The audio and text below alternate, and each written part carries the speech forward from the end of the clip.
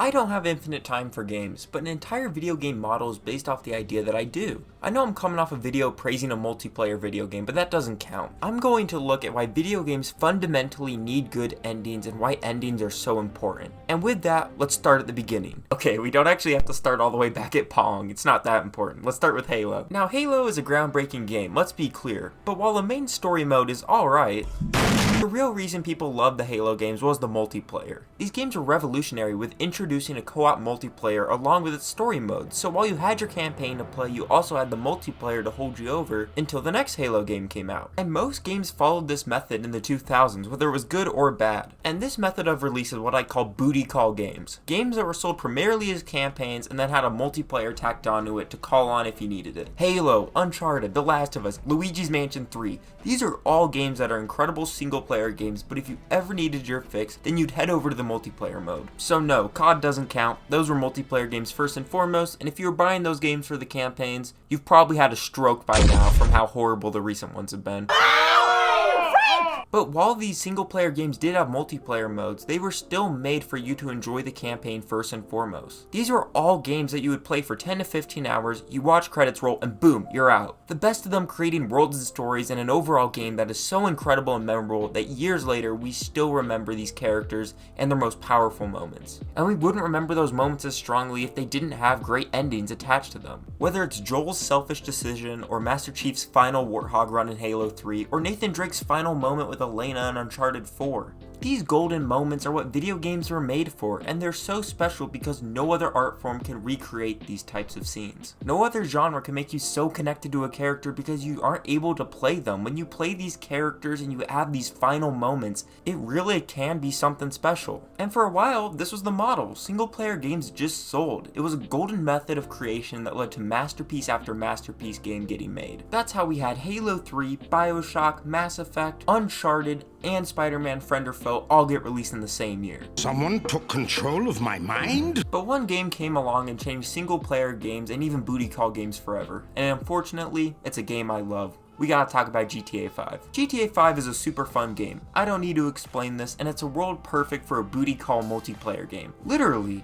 But what those evil goblins up at Rockstar figured out is, oh wait, people will just keep playing this even if we just drip feed content. And the best part? They keep spending money. We work less and we get paid more. It's a perfect system. And just like that, GTA 5 went from one of the most unique and fun single player games, and boom, it accidentally caused the collapse of creativity in the video game industry. Thank you, Rockstar. Now, is it fair to pin all the blame on Rockstar when their monetary practices have been evilly picked up by a lot of other companies? No, because they made Red Dead Redemption 2.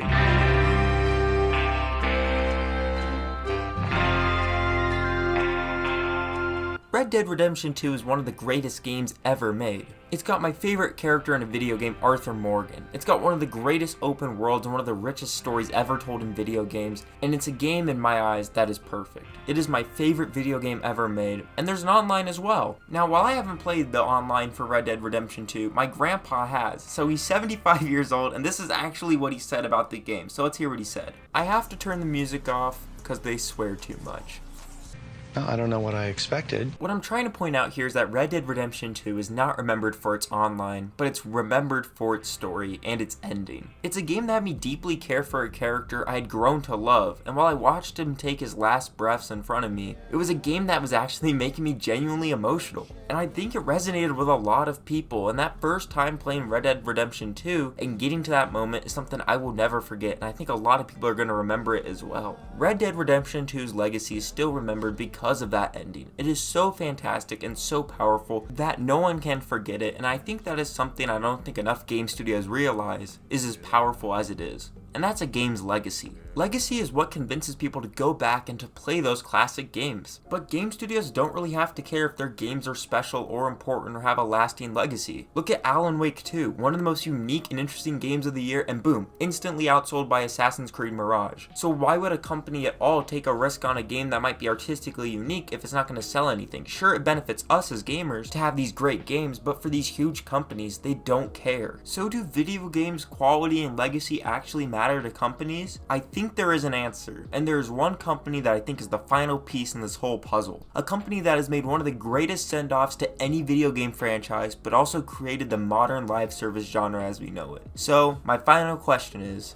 this all Bungie's fault? Bungie was the original developer of Halo. They made the first 3 games, and with Halo 3, they went off on a spectacular note, ending the trilogy in a way that left nearly everyone satisfied. But Microsoft and Bungie were not on the same wavelength when it came to the studio's future. Microsoft loved Master Chief, and his fight was far from over. That poor man. But Bungie didn't just want to be the Halo franchise, so their final game in the series, Halo Reach, ends the run on Halo in one of the most powerful ways ever in video games. Now, I am a little biased because Halo Reach is my favorite Halo game. Yeah, come at me, I don't care. But even if you don't like Halo Reach, we can all agree that the best level in the game, and maybe any Halo game ever, is the final level of Reach called Lone Wolf. A final mission where your character, the last member of Noble Team, stands off alone against the Covenant. As endless waves of expectations come at you with the Covenant trying to surround you, the game expects you as Noble 6 to go on forever. And the game literally will not end until you as Noble 6 end up dying because you weren't able to go on forever. The game ends nobly with Noble 6 dying at the hands of the Covenant as he tried his best, and as we see a lone Spartan helmet cracked and shattered as we fade to black. So what do we learn from this game and its final mission about the impossibility of things going on forever? Well, Bungie made a game that went on forever. That's right, Destiny and now Destiny 2 are the template for live service games, and when Bungie began developing their next game after Halo Reach, which was Destiny, they realized if they just made a game that went on forever, they would just make a ton of money. And they were right. Destiny 2 is super profitable, and it's not a surprise why every other developer has been forced to do games that have this live service template. Oh, Respawn, great job with Titanfall 2, make a battle royale. Oh, Rocksteady, great job on the Arkham games, make a DC live service game. Square Enix, why don't you make an Avengers game? Holy crap, never mind, delist that so no one can play it, that was horrible. And video games have slowly realized that with this new model, they don't really need to try as hard. I would love if there was a reason for these studios that are making live service games to actually try, but they just don't have to. Instead of having to create a game that is incredibly great and engaging, all they have to do is just make a game that has a feedback loop that's addicting, giving you a reason to come back and get that next hit, instead of creating a genuinely fun and engaging game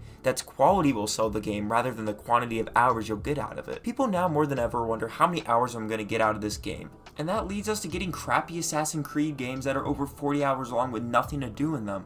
Or the same FIFA game every year because people keep buying it because they're so addicted to the exploitative nature of FIFA Ultimate Team. I'm not saying that you're a dumb person if you enjoy mediocre live service games, or even if you like video game franchises that go on forever like Assassin's Creed or Madden. I'm not trying to sit on my high horse of Uncharted 4, but we do need to look at this model and wonder if it's enhancing the video games we play, or instead creating a system where video games are made out of commerce instead of pure creativity. And I think that's why endings are so important, because if there's no end goal in sight for a series or a game, then what are we truly progressing towards? One of the first things you learn if you're going into any art form that has any commercial value in it is that the most important thing you can do with your audience is respect them and their time. So it's almost insulting that so many games now think they deserve to take up all of the leisure time of one person. A lot of these games just fundamentally don't respect its audience and its time. And I think that's where we see a fundamental shift when it comes to video games now. There are these pieces of art, and then there are products. One simply put out there to hook people that are craving a certain cycle of gameplay and for it to continue endlessly. And you know what?